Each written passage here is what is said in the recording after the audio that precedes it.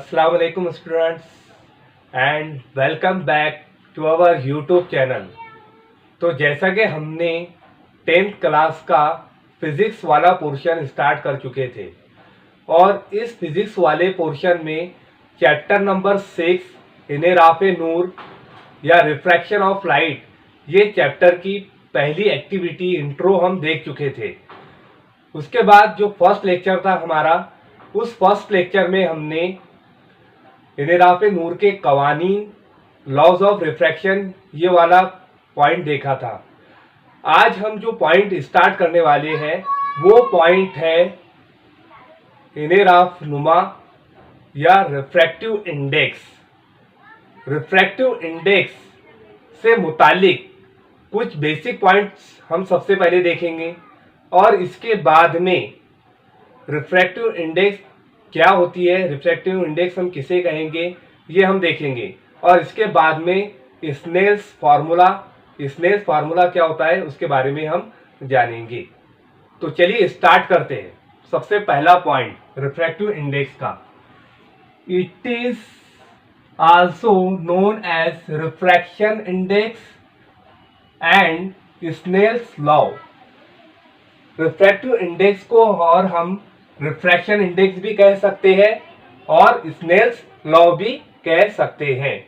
इसके बाद second point क्या होता है, the refractive index was first introduced by the Thomas young in 1807। Refractive index को सबसे पहले मुतारुफ करवाने वाला जो साइंटिस्ट था, वो साइंटिस्ट का नाम है थॉमस यंग। इसने जो है तो 1807 के अंदर इसको मुतारुफ करवाया था। इसके बाद third point is and Newton then researched on the refractive index. Refractive index पर बाद में न्यूटन ने भी रिसर्च की थी। इसके बाद चौथा पॉइंट है, the refractive index depend upon the velocity of the light and quality of the medium. जो रिफ्रैक्टिव इंडेक्स होता है, ये रिफ्रैक्टिव इंडेक्स काय पर मुनहसिर होता है, लाइट की रफ्तार पर, नूर की रफ्तार पर और मीडियम वास्ते की क्वालिटी पर मुनहसिर होता है। Last point, refractive index solve by the Snell's formula. जो रिफ्रैक्टिव इंडेक्स है, ये रिफ्रैक्टिव इंडेक्स काय के जरिए हल होता है, तो ये हल होता है स्नेल्स फार्मूले के जरिए। तो ये कुछ बेसिक पॉइंट है जो रिफ्रैक्टिव इंडेक्स से रिलेटेड है, तो ये आपको नोट कर लेना है। इसके बाद what is the refractive index. Refractive index हम किसे कहेंगे, रिफ्रैक्टिव इंडेक्स क्या होता है। तो रिफ्रैक्टिव इंडेक्स जानने से पहले हमें ये समझ लेना जरूरी है कि रिफ्रैक्टिव इंडेक्स हासिल करने के लिए कुछ शर्तें होती है, और वो शर्त क्या है। तो सबसे पहली शर्त है कि जो मीडियम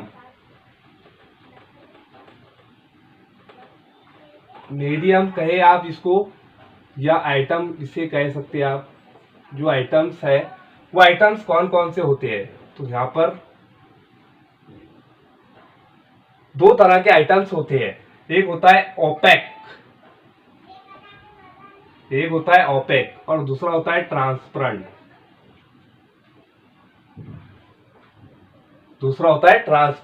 ओपेक को और हम कह सकते हैं नॉन ट्रांसपेरेंट की बात अगर हम करें तो सपोज इसकी एग्जांपल वॉल, ये एग्जांपल इसकी हो सकती है वॉल। उसके बाद में आयरन इसकी एग्जांपल हो सकती है, और एक लास्ट में अगर हम ले लेते हैं तो इसके बाद में वुड, लकड़ी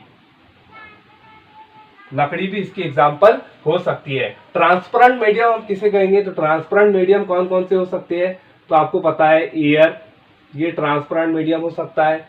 इसके बाद में ग्लास अगर हम ले लेते हैं तो ये ग्लास भी ट्रांसपेरेंट मीडियम होता है, एंड वाटर, ये जो है तो ट्रांसपेरेंट मीडियम होते हैं।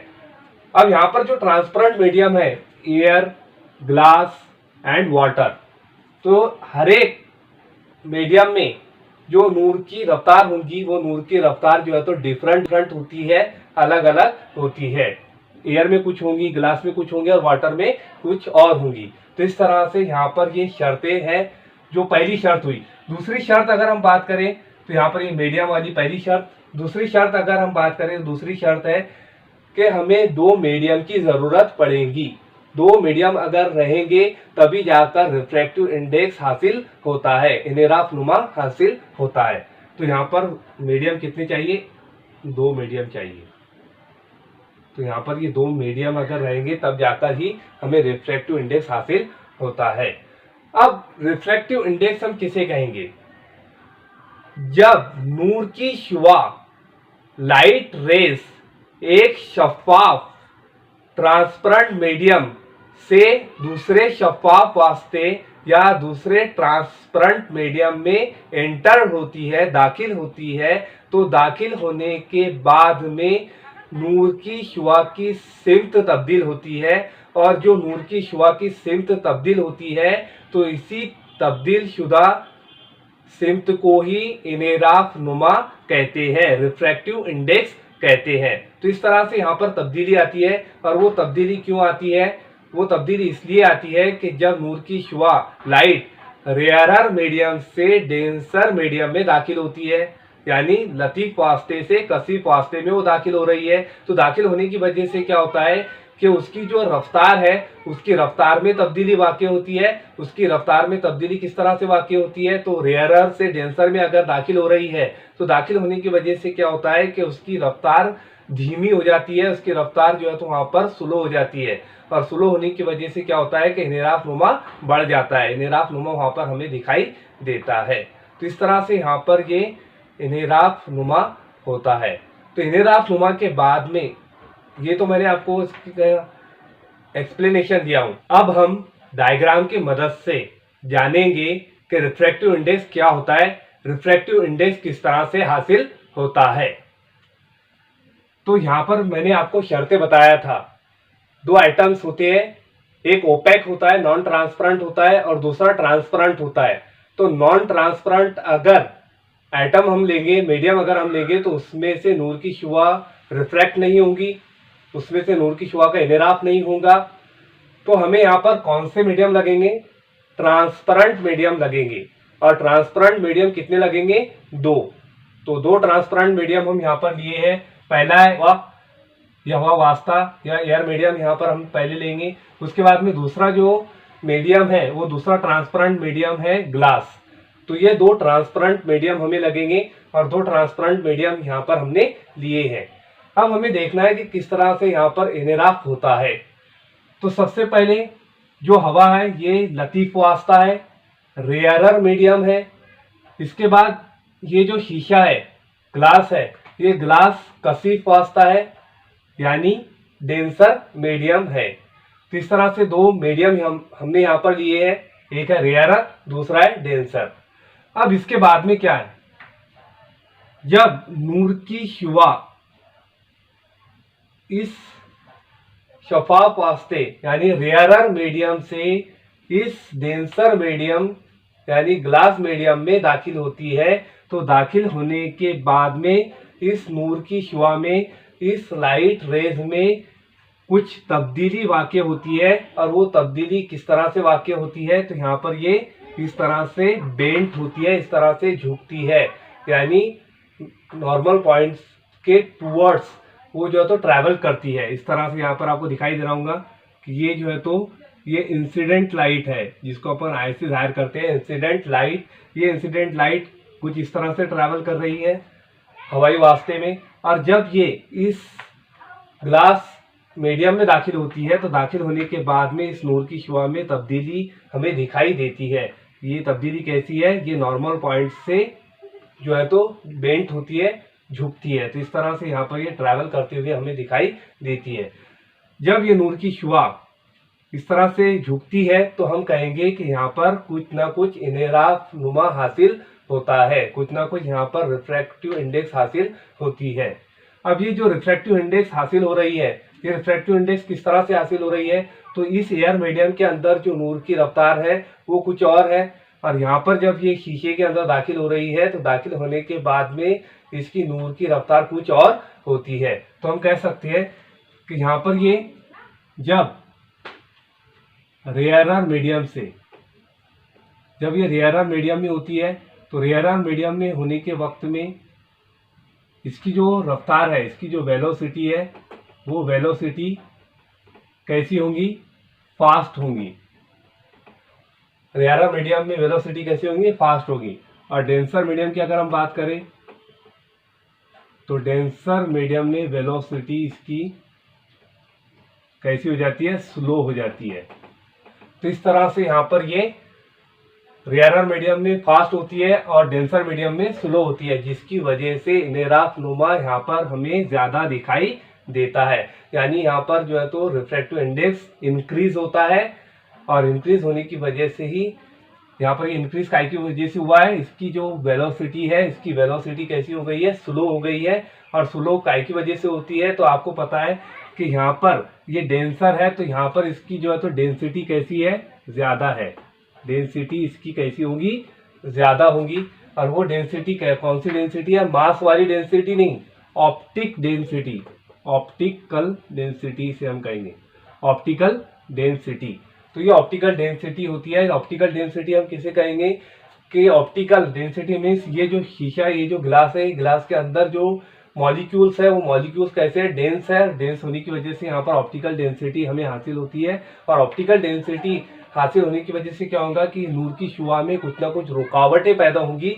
और रुकावटें पैदा होने की वजह से क्या होगा कि ये जो है तो स्लो ट्रैवल करेंगी। और स्लो ट्रैवल करने की वजह से यहाँ पर जो तो ये बेंट होंगी, झुकेंगी। और इसी तरह से यहाँ पर इनेराफ्लुमा हासिल होता है। अब यहाँ पर ये जो इंसिडेंट लाइट है, ये इंसिडेंट लाइट जब यहाँ पर उमूद पर कते करेंगी, यहाँ पर ये टच होंगी, तो टच होने के बाद में यहाँ पर एक एंगल तैयार होता है और इस एंगल को हम कहते हैं एंगल ऑफ इंसिडेंट। यहाँ पर दो जो है तो एंगल हासिल होते हैं। अब यहाँ पर हम बात करें तो इससे पहले मैंने आपको बताया हूँ, और जब साइन आई को हम डिवाइड करेंगे, तकसीम करेंगे, तकसीम करने के बाद में साइन आर, साइन आई को हम तकसीम करेंगे साइन आर से, तो तकसीम करने के बाद में हमें हासिल होगा रिफ्रैक्टिव इंडेक्स, और वो कैसा होगा? कांस्टेंट होगा। तो इस तरह से रिफ्रैक्टिव इंडेक्स हमें हासिल होता है, जो हमेशा कांस्टेंट होगा। आप अगर इसको इस तरह से ट्रैवल करवाइए इंसिडेंट लाइट को, तो फिर भी यहाँ पर ये जो है तो रिफ्रैक्टिव इंडेक्स हासिल हमें होगा। तो रिफ्रैक्टिव इंडेक्स कैसा हासिल होगा? कांस्टेंट हासिल होगा। या आप यहाँ से ट्रैवल करवाइए तो यहाँ से भी करवाने के बाद में रिफ्रैक्टिव इंडेक्स हमें कांस्टेंट हासिल होता है। अब हम स्नेल्स फार्मूले के बारे में जानेंगे। तो स्नेल्स फार्मूले को लेकर आपको पैनिक होने की जरूरत नहीं है। यहाँ बहुत ही आसानी के साथ में हम स्नेल्स फार्मूले को समझेंगे। तो सबसे पहले आपको याद रखना है, स्नेल्स रिफ्रैक्टिव इंडेक्स को हम n से डिनोट करते हैं। और रिफ्रैक्टिव इंडेक्स क्या पर डिपेंड होता है? तो ये डिपेंड होता है वेलोसिटी पर। अब यहाँ पर अगर हमें रिफ्रैक्टिव इंडेक्स हासिल करना है तो रिफ्रैक्टिव इंडेक्स हासिल करने के लिए हमें दो वास्ते की जरूरत होती है। और वास्ते कैसे होने चाहिए? ट्रांसपेरेंट होने चाहिए। तो यहाँ पर ये पहले वास्ते में नूर की रफ्तार v1 होगी, दूसरे वास्ते में नूर की रफ्तार v2 होगी। तो हम यहाँ पर कंसीडर कर सकते हैं v1/v2। इस तरह से यहाँ पर जो है तो ये रिफ्रैक्टिव इंडेक्स हमें हासिल होगा। या यहाँ पर ये v2/v1 भी हो सकता है, तो कुछ भी यहाँ पर ये हो सकता है। तो यहाँ पर डिपेंड क्या पर होता है? रिफ्रैक्टिव इंडेक्स वेलोसिटी पर। अब जब यहाँ पर हमको सबसे पहले जानना है कि ये फॉर्मूला दिया गया है रिफ्रैक्टिव इंडेक्स, ये रिफ्रैक्टिव इंडेक्स का फॉर्मूला क्या है? 2n1, यानी refractive index of second medium with respected to first medium. यानी इनेराफ्लुमा ये सेकंड मीडियम का किससे निस्बत रखता है? पहले मीडियम से। यानी ये सेकंड मीडियम का जो रिफ्रैक्टिव इंडेक्स है, ये रिफ्रैक्टिव इंडेक्स यहाँ पर जो तो अगर हम कंसीडर करते हैं सेकंड मीडियम है, ये सेकंड मीडियम के अंदर जो नूर की रफ्तार है ये किससे निस्बत रखती है? पहले मीडियम की रफ्तार से वो जो है तो निस्बत रखती है। तो इस तरह से ये फॉर्मूला हुआ second with respected to first, second with respected to first. तो इस तरह से हम फॉर्मूला लिख सकते हैं कि रिफ्रैक्टिव इंडेक्स ऑफ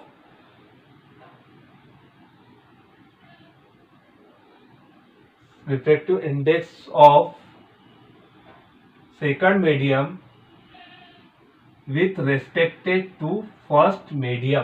तो इस तरह से हम इसको लिखेंगे और लिखने के बाद में यहाँ पर ये इस तरह से फॉर्मूला होगा, पहले वास्ते में नूर की रफ्तार, पहले वास्ते में नूर की रफ्तार, फिर यहाँ पर दूसरे वास्ते में नूर की रफ्तार, और ये दूसरे वास्ते की नूर की रफ्तार किससे निस्बत रखती है, पहले वास्ते के नूर की रफ्तार से वो निस्बत रखती है। अब इसको लिखेंगे कैसे हम, तो लिखने की एक ट्रिक्स है, वो ट्रिक्स आप याद रखिए कि यहाँ पर इस जानिब का अगर रहेगा, इस जानिब पर जो भी रहेगा तो वो लिखा जाएगा ऊपर, और ये इस तरह से V1 लिखा गया है पहले वास्ते में नूर की रफ्तार, और ये जो दूसरा इधर जानिब का है तो ये लिखा जाएगा नीचे की जानिब, इस तरह से दूसरे वास्ते में नूर की रफ्तार। तो ये हुआ एक फॉर्मूला जो क्या बताता है कि दूसरे वास्ते की निस्बत पहले वास्ते से होती है। तो इस तरह से पहला फार्मूला हुआ, दूसरे वास्ते की निस्बत पहले वास्ते से होती है। अब यहाँ पर हमको कंसीडर करना है दूसरा, पहले वास्ते की निस्बत दूसरे वास्ते से। तो हम किस तरह से लिखेंगे, refractive index of first medium with respected to second medium. तो इस तरह से फिर आगे ये है इस जानिब का है, तो ये इस जानिब का हम कहाँ लिखते हैं, हमेशा ऊपर लिखते हैं V2। इसके बाद यहाँ पर अगर है तो ये वेलोसिटी कहाँ पर आएंगी, V1 नीचे। इस तरह से यहाँ पर ये फार्मूला हो जाएगा, और ये क्या बताता है कि पहले वास्ते की नूर की रफ्तार दूसरे वास्ते की नूर की रफ्तार से निस्बत रखती है। तो इस तरह से यहाँ पर ये दो फार्मूले स्नेल्स लॉ के यहाँ पर दिखाई देते हैं। और अब हम लास्ट पॉइंट देखेंगे, और वो लास्ट पॉइंट है मुख्तलिफ वास्तों में मुख्तलिफ नूर का इनेराफ। तो सबसे पहले यहाँ पर दो मीडियम है, एक है रेयरर मीडियम, दूसरा है डेंसर मीडियम, जिसे हम उर्दू में कहेंगे लतीफ वास्ता और कसीफ वास्ता। और ये नॉर्मल लाइन है, ये नॉर्मल लाइन है। अब जब नूर की शुआ इस रेयरर मीडियम से इस डेंसर मीडियम में एंटर होती है, तो एंटर होने के बाद इस नूर की शुआ में इस तरह से इनेराफ होता हुआ दिखाई देता है। यानी ये नॉर्मल की तरफ बेंट होती है, नॉर्मल की तरफ झुकती है, और झुकने के बाद में यहाँ पर एक एंगल तैयार होता है, और वो एंगल जो है ये एंगल कहलाता है angle of refracted, angle of refracted. तो ये एंगल ऑफ रिफ्रैक्टेड इस तरह से तैयार होता है। तो ये हुआ रेयर मीडियम से डेंसर मीडियम में जब नूर की शुआ एंटर होती है तो इस तरह से रिफ्रैक्शन उनके अंदर दिखाई देता है। तो ये रिफ्रैक्शन इनके अंदर हुआ। अब जब डेंसर मीडियम से रेयरर मीडियम में नूर की शुआ एंटर होती है, तो एंटर होने के बाद में वो नॉर्मल से परे हटती है, नॉर्मल पॉइंट से परे हटती है, उमूद से परे हटती है। तो इस तरह से यहाँ पर अगर ये नूर की शुआ